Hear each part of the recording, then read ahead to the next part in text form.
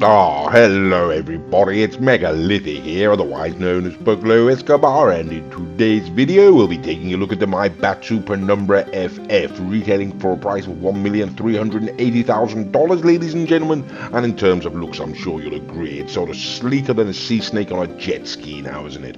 Okay, well we're going to take it out, ladies and gentlemen, into the street and see how it handles. Now in terms of acceleration, I'm afraid to report it's more average than an apology from an apathetic aristocrat, you know. In terms of handling, ladies and gentlemen, I mean, that's really what it has got going for it. It's more responsive than a pen pal in a Russian gulag, you know. And in terms of top speed, ladies and gentlemen, it's less impressive than winning a game of chess against the Grandmaster's drunk 3-year-old son. And that's about the long and the short of it. That's about all I can say, ladies and gentlemen. The acceleration is average, top end speed is average, ladies and gentlemen. The handling is very good, but you do have to brake going before the corner, ladies and gentlemen. Don't brake going around the corner or the back end will slide out on you. The traction is quite dodgy, to be quite frank with you, but the handling is quite good. So you might say, handling good, traction bad? Yes, that's exactly right. So braking before the corner, ladies and gentlemen, not in the corner, that's what I'd recommend.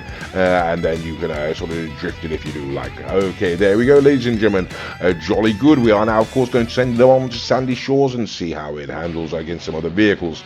Okay, so the very first vehicle we're going to bring out, ladies and gentlemen, is the Dinka Jester Classic, $790,000, presumably based upon the Toyota Supra, and presuming that the Maibatsu Penumbra is the Mitsubishi Eclipse, ladies and gentlemen. That's the relevance of the race. So it's $800,000, ladies and gentlemen, up against $1.4 million. I'm just going to take this opportunity to point out all of the other vehicles are being driven by Mr. Raccoon, you know. He has a channel of his own. His name is The Bromby. The channel is called The Bromby. If you type that into YouTube, you should be going to find it one day. It's got some rather good videos on there. Not a good start, ladies and gentlemen, for the Maibatsu Penumbra FF. Okay, so the very next vehicle we're going to bring out, ladies and gentlemen, it's going to be what is the Anis Elegy Retro, ladies and gentlemen. The Anis Elegy is a free car if you join Rockstar Social Club to take the upgrade up to a Retro, ladies and gentlemen. It's $904,000, presumably based on the Skyline. If it's the 35 or the R35 or one, you know. Either way, ladies and gentlemen, presumably based on the Skyline, and it is. We're going to see now what happens here. Of course, like both of these cars were very fine back in the day, but the Maibatsu couldn't take down the Dinka Jester Classic, so we wouldn't expect it to take down the LG Retro, but it does come a lot closer, which is rather surprising. Okay, we wanted to pull out a supercar, and a rather stupid supercar, ladies and gentlemen. Anyone who watches these videos will know that we loathe the Emperor ETR1, retailing for $1,995,000, ladies and gentlemen. It's incapable of beating a single vehicle around the track, you know. We've been doing these tests for a long time, 3 or 4 years now, ladies and gentlemen, and we have been waiting all that time to see if there's a single vehicle the Emperor ETR1 can beat, and it turns out after all those years, ladies and gentlemen, yes, the Emperor ETR1 can actually win a race, and the car that it can beat is the Maibatsu Penumbra FF. Well, good for the Emperor ETR1. Okay, $1.3 million, ladies and gentlemen, purchase you the benefactor Schlagen, and it is an absolutely fantastic vehicle, or at least actually I'll stick with the first answer. It's a fantastic vehicle. I daren't say anything else, ladies and gentlemen, or Mr. Raccoon will absolutely massacre me during my next gaming session.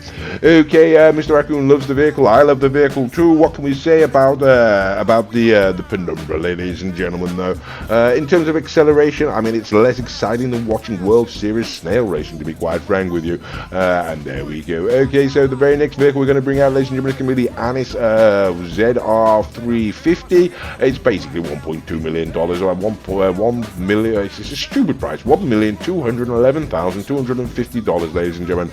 God knows why they gave it that price. It's an absolutely ridiculous car, and we found it to be dramatically underperforming. Okay, back to the Penumbra FF, ladies and gentlemen. What can we say in terms of handling? It's more slippery than the buttered-up breasts of a Berlin barmaid, you know. And in terms of top speed, ladies and gentlemen, it's less likely to cross the line than a woke comedian in a shelter for battered women. How about that, ladies and gentlemen? These cross the line at the same time, and that gives an indication that they're both absolutely wretched vehicles. Okay, we're going to start the wrap-up, ladies and gentlemen. The very first vehicle of our wrap-up, of course, is the Benefactor Serrano, retailing for a price of $110,000. Now, for those of you who do not know, for the host at home, for the uninitiated, shall we say, we like to refer to the benefactor Serrano as a serious contender for the very simple reason, ladies and gentlemen, for $110,000. It really is a serious contender. So you can go and spend your $1.3, $1.4 million on a Maibatsu Penumbra FF, and someone in a benefactor Serrano for $110,000 is going to cross the line in front of you, and you'll feel like an absolute chump. $725,000, ladies and gentlemen, purchase you Big Daddy Z, or Pegassi Zen Porno, as Rockstar like to refer to it as. We think we got the right name for it, to be quite frank with you. Mr. Raccoon is just going to toy with me all the way around here. He could take me at any time, but he just wants to mock me, don't you know? So we're going to go sort of back to the wrap-up. Or the summation of this Penumbra FF. What can we say?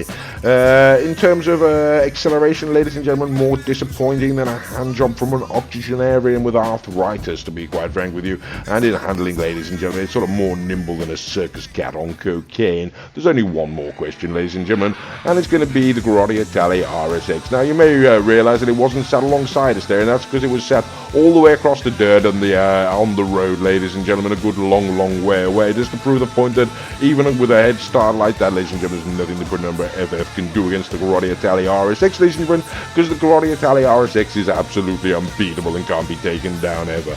Okay, let's hope that doesn't come back and bite us in the backside in the next video. What can we say about the Penumbra FF, ladies and gentlemen? In terms of top speed, it's more underperforming than a nervous virgin in a Bangkok whorehouse, ladies and gentlemen. About the only thing that one can say about this car is the handling's good. You know, in terms of looks, ladies and gentlemen, it's more uninspired than a picture of the Peloponnesian War painted by a chimpanzee. Is it worth the money? Is it hell, ladies and gentlemen? Don't even bother. What do you think, Mr. Raccoon? Of course, that's what he thinks. I do hope you enjoyed the video, and thank you very much for watching.